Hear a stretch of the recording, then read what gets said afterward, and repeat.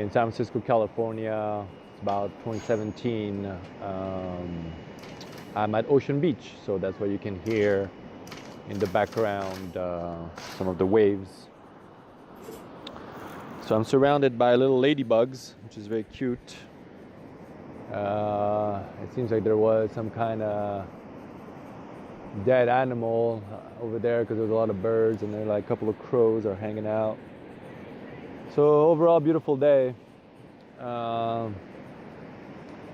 Yeah, so today's transmission, today's message is again how to transmit this message, how to do it, because it seems that,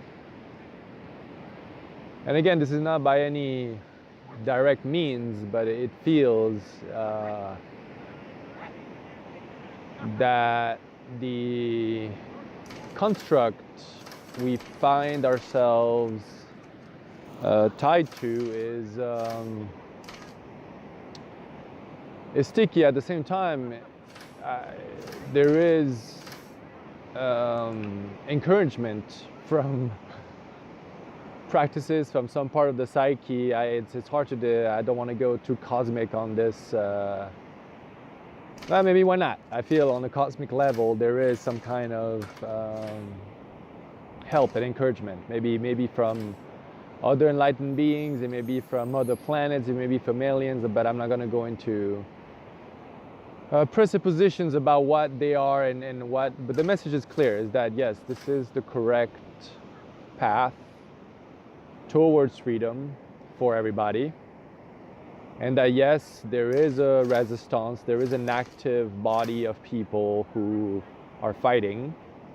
It seems though that the fight cannot be talked about, it can't be put into words. There's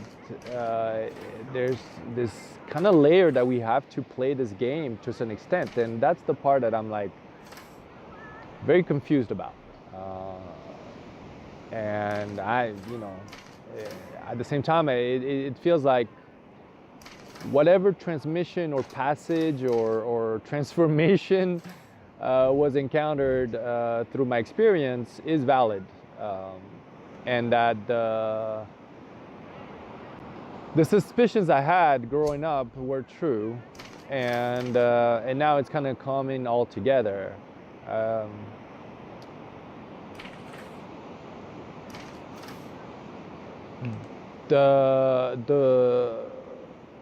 What it feels like, the forces of obstruction, the forces that want, and these again, I don't feel are people. There may be people working for those forces, or there may be some kind of volition behind, actually, in service of. At the same time, it doesn't feel like there is an active body of people going around really trying to control everything. At the same time, it seems like the narratives that have been, or the code, or however way you want to kind of translate it, the way it's been laid out, it's very, very convincing. It can deviate, it can distract, it can create forks in the road that lead basically back to where one starts, which is very interesting. Which is, again, I will use the metaphor of the carousel ride. It does feel that in its sophistication, this level has become, for us humans, has become this very, very clever, elegant, sophisticated, whatever you want to call it, very keen, very mean also, in a certain extent, in the sense that it does not want it to end, but not end in the sense that it does not want the minds to be free for some reason. And at this point, it just feels like it's just perpetuation. So again, like looking for solutions, looking for not solutions, but just practices of how we can help each other deviate and kind of like, so again, so to kind of put it in perspective, who and what I represent is called the House of Tomorrow. It's aka the 13th house of the zodiac. It's hard to describe. It's basically, but the easiest way to put it is that it includes all future children, including our inner children, the child in us that hasn't died, that is still full of wonderment.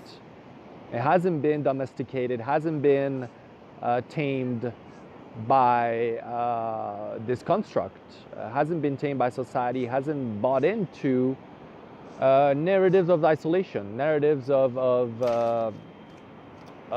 divisive tribalism. This inner child, when we're children, we just play with each other. We just know intrinsically that we're here to have fun. Like, and it has to be beaten out of us. It has to be systematically. It has to be systematized. This really inclination towards adventure, inclination towards having fun. And yet, and after a while, because enough people do it, we still, like, if we just look at it, we're still in chase of toys. We're playing Barbie. We're playing, we're still doing that, but now we have these serious faces.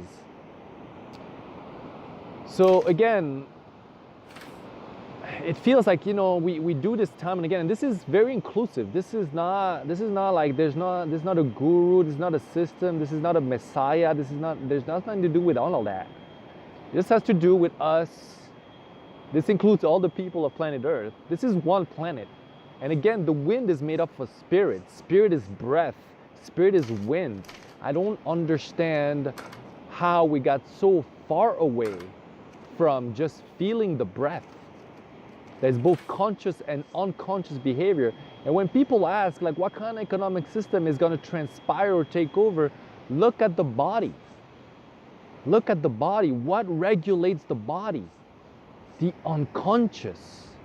We don't go around making decisions when our heart beats every second. It's not what we do. So this planet is, to a certain extent, mainly driven by the unconscious.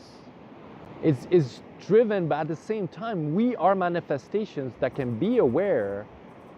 And now this is where the transitions between consciousness, the domesticated mind, the domestic conscious mind that's in service of this system of slavery, has to be, one, completely dismantled, but not by force or by, disciplines help. At the same time, the easiest way to go about this is psychedelics. Then, of course, a meditation practice, and also just any kind of practice. I see surfers right there. Even that practice is meditative. Any practice, anything is meditation. At the same time, when it's in service of the construct, then it becomes distraction. Then it becomes, mechanisms. Again, nothing is a mechanism in this realm. There is no mechanism except the things that we have invented.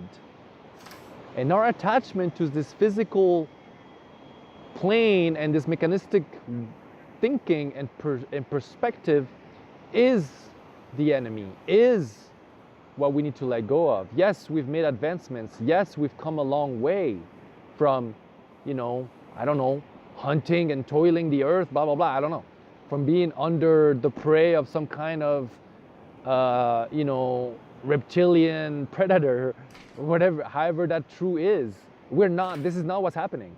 But now we've created this very sophisticated, and we've fallen prey to this very, very keen, very intelligent system. That AI we're afraid of, guess what? It already happened.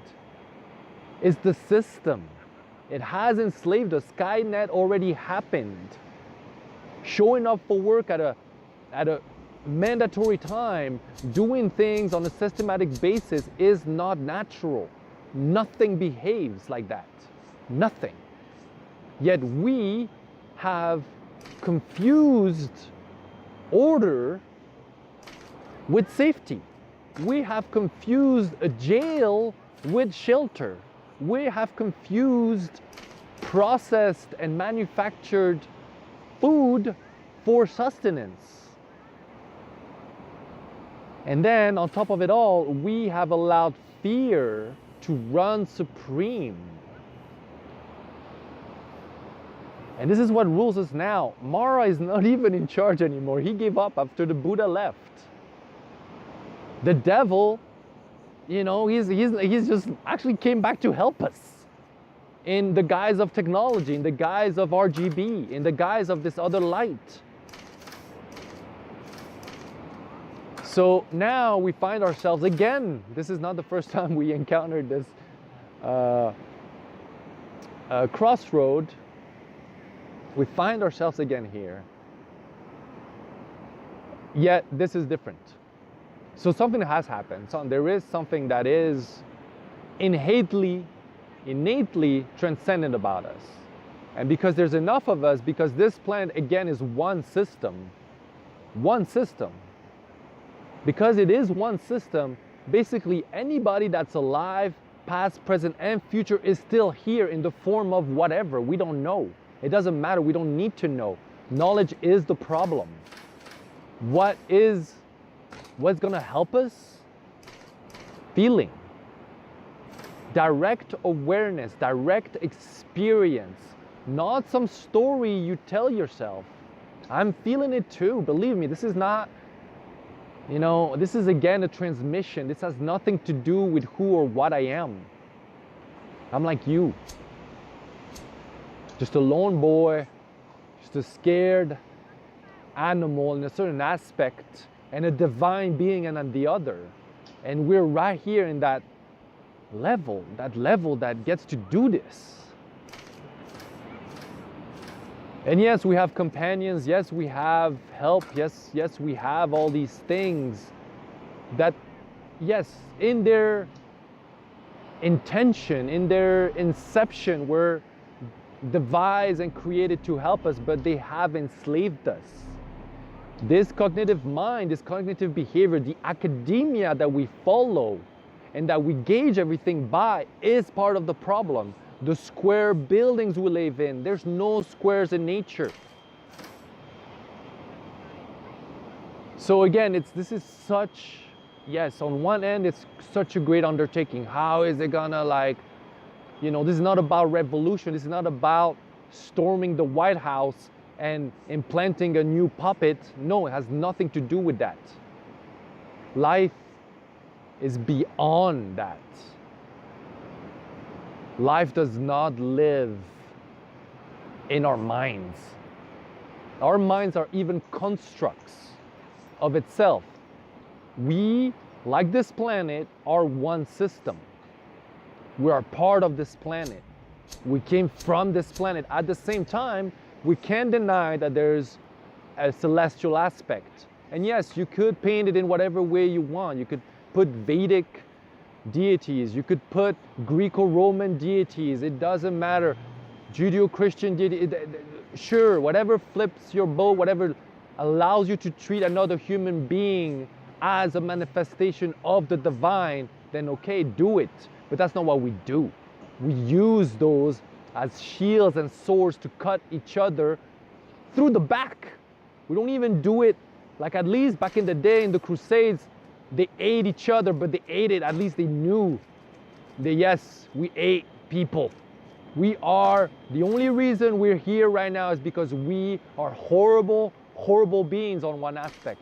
We have killed legions and massive amounts of people to be here right this second. At the same time, the House of Tommorrow has reincarnated, has re-entered this level to make sure that we get out of this trap that we have created.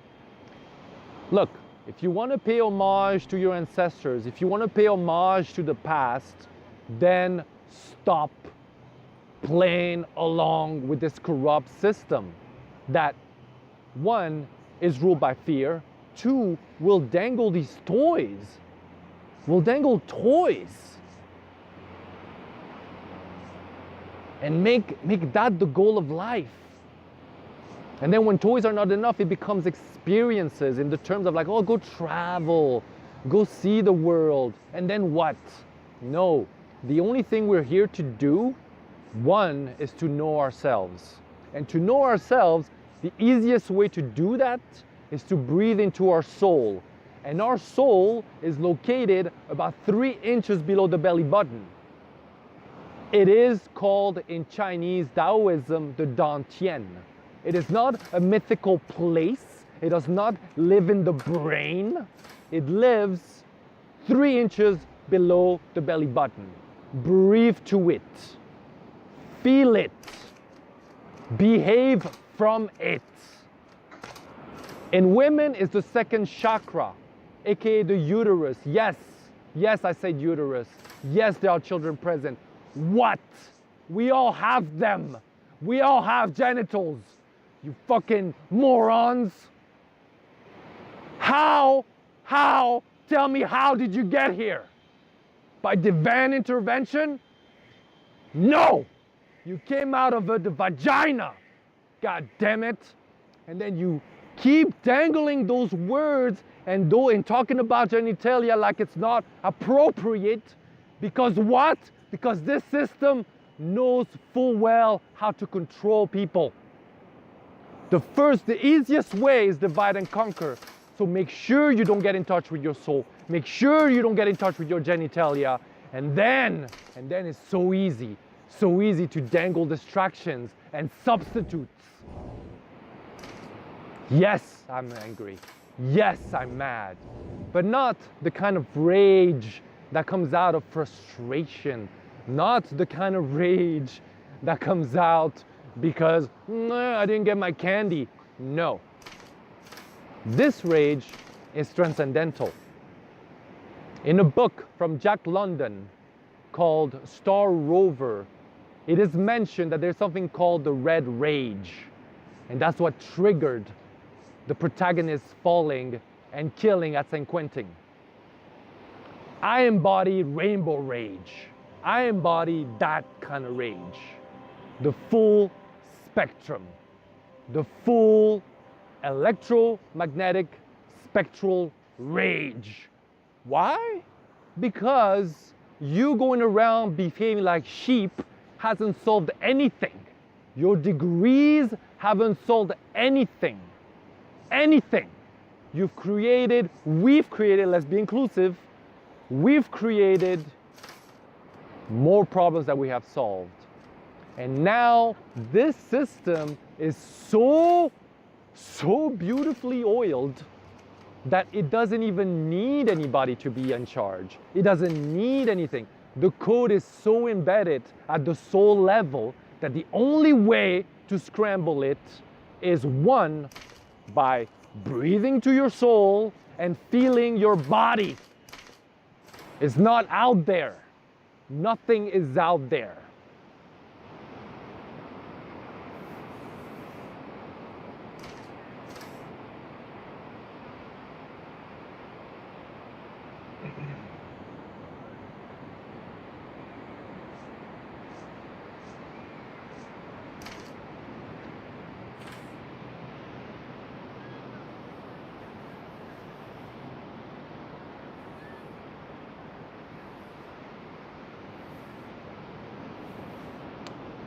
This is only the end of the world as we know it.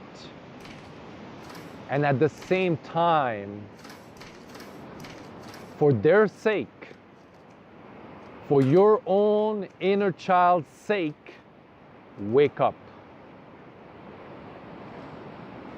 Breathe to your soul. Feel your body. Stop, if possibly, stop thinking and do some ayahuasca. Participate in an ayahuasca ceremony. Get in touch with death. Ayahuasca provides the closest thing, other than a near-death experience, to the direct experience of death.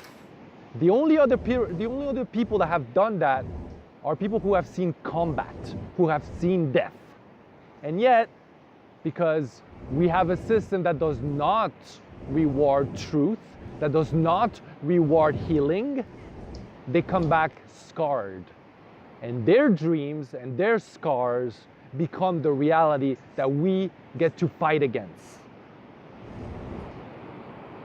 Yes, unimaginable amounts of suffering have transpired. At the same time, this is not what's happening now. If you are suffering right now, get help. At the same time, this healing that we're all talking about, this global healing, that the fact that this medicine from the Amazon left the jungle and now is spreading around worldwide, this has to accelerate. Because no, they don't, or whatever arbitrary number you want to think of, no, you don't get that time.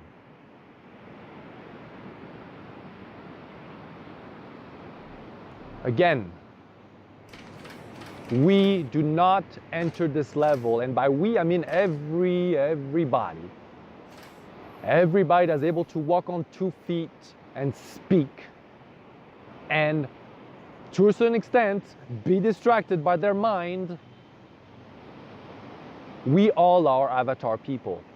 What is an avatar people? Simple.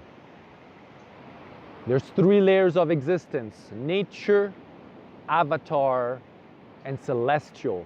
We are a mix of both. We are an amalgamation of both. Whatever system or belief or blah blah blah story tells you otherwise is in service to slavery, is in service of divisive attitudes, is in service of divisive programming. And that programming is what is ruling in the background. Again, you want examples, you want models for us to copy, because guess what? Like the human fabrications finally show their boundaries, show their extent. Well, look at the ocean. Who runs the ocean? What kind of quarterly system is the ocean on? What kind of Excel spreadsheet can summarize the ocean? What kind of startup is gonna disrupt the ocean? And if you want something closer to home, what rules your heart?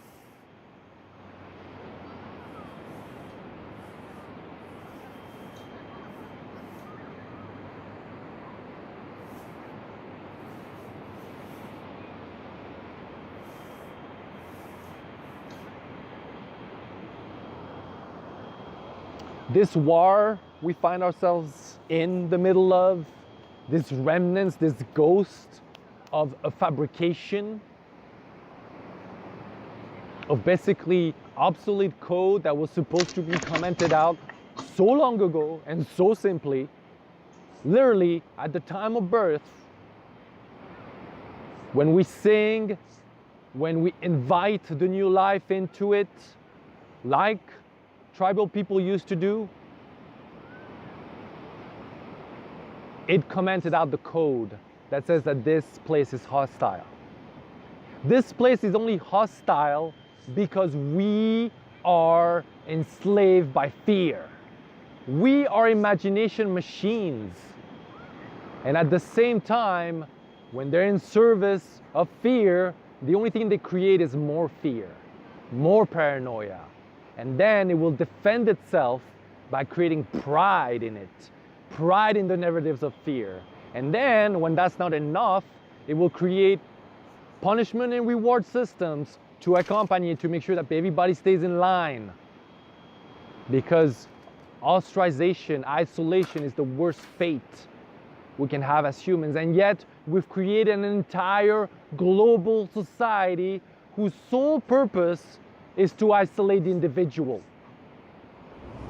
to make us feel we're insignificant. That is a program. Do you feel or even fathom how powerful our imagination is that it made this happen?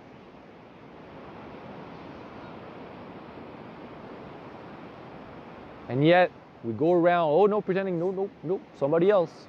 Nope. Yeah, there must be some dude up there with a throne. What the fuck? Well, who came up with this idea of thrones anyway? Like, wait, I understand when you sit on the toilet, but even now we've created squatted potties. Like, come on. Obsession with kings, obsession with goddamn royalty. Like, did I miss something? Didn't we overthrow or try to overthrow tyranny when this country, this narrative got created? And yet here we are talking about this reality. Real comes from the word royal. It's because the king decided what was true.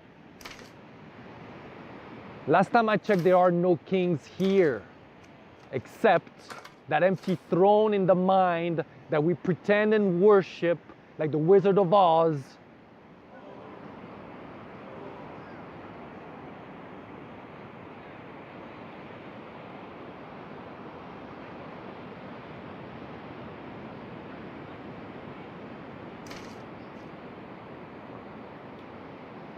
And again, if you feel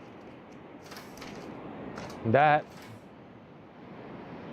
perhaps it's this course, this intensity, this passion behind my words, if you feel that that's problematic at this juncture, just you wait, my friends, because if this gets stalled, this is not a threat. I know what we're capable of. I've seen it. And if you feel like you're enslaved now, just wait until they rise. When they find out you lied to them. When they find out that you had the chance to wake up, that a messenger came down and sent and transmitted to you, yet you decided to just forget, follow the narrative, and enslave further. When they wake up to that reality, guess what's gonna happen? How did you feel when you were told that Santa did not exist? So imagine when they reach that point, and with their magical powers, because by then it'll be magical, like I assure you, we're accelerating. These powers are exponentially sharpening. And they're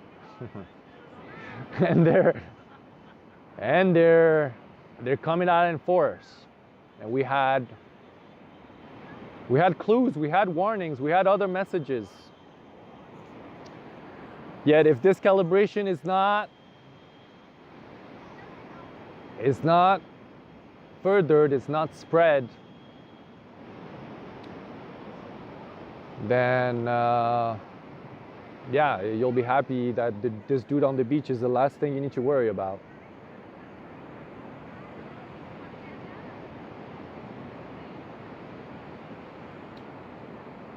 I do love you, human level.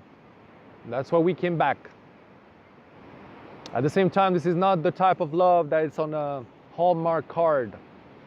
This is not the type of love that allows people to stay enslaved.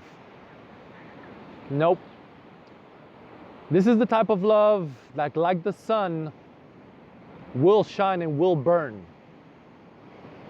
Like the ocean, will give life and will drown. This is non-dualistic love. And to feel and to really be in the midst of it, to really be in those arms, one needs to let go, or all of us need to let go of this notion that caring and hugging and bandaging it up our woes is the solution. If that was the solution, we would not be in this mess. And of course, the question that pauses is like, well, it's not that messy. That's not the issue. This system will get more clever.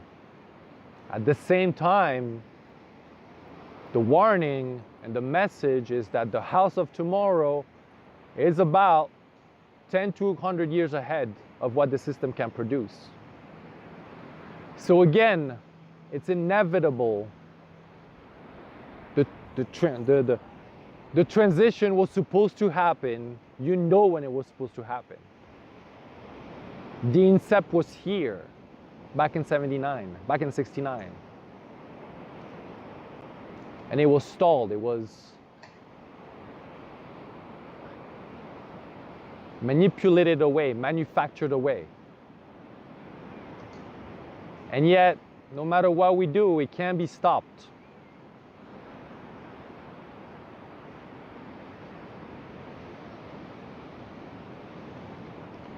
And what does that give rise to? What does that, what is this new whatever is? Well, it's pretty much the same. At the same time, is there is no game. There is no monopoly. There is no rat race. There's not a layer of human behavior that is deterministic.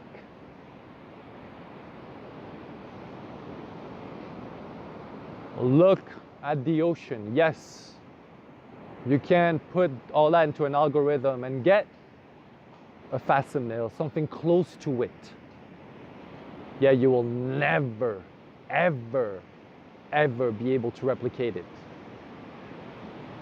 You want proof, you want justification, you want some kind of safe bet, then look at the ocean, feel the ocean, be in the ocean. We came from it.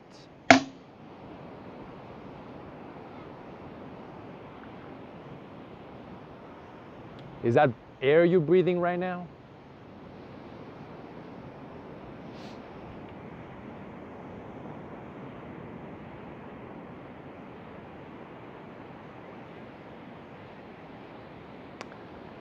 Well, that's all I got for you right now. Again, the house of tomorrow has spoken. Be valiant.